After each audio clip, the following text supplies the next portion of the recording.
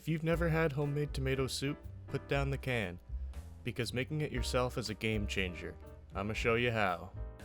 Start off by melting about 4 tablespoons of butter in a pot over medium heat. I'm using an enameled cast iron pot, great for soups and stews. Toss in 2 chopped yellow onions and saute them until nicely golden brown and soft. Next, you'll add 2 28-ounce cans of crushed tomatoes. You can use real tomatoes if you want, but this is much quicker. Make sure you don't leave any of that goodness in the can now. Mix the crushed tomatoes into the sauteed onions, and then stir in 2 cups of chicken stock. Add in a 1/4 cup chopped fresh basil. You can use dried, but you'll regret it. Nothing beats the fresh basil. Make sure you have some extra to top the soup with later. Now bring the soup to a nice simmer, stirring occasionally. Finally, add a tablespoon of sugar.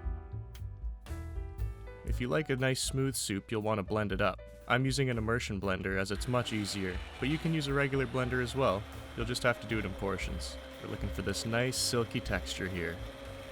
Once it's blended to your liking, you'll add a 1/2 cup heavy cream. This, along with the sugar we added earlier, will help battle the acidity. If it's still too acidic, just add more cream, and you'll be left with this vibrant orange silky soup. Next, toss in a 1/3 cup of Parmesan cheese, and crack in some pepper. Once you stir that in, this soup is ready to go. Serve it with some more fresh basil and Parmesan, and prepare for flavor explosion.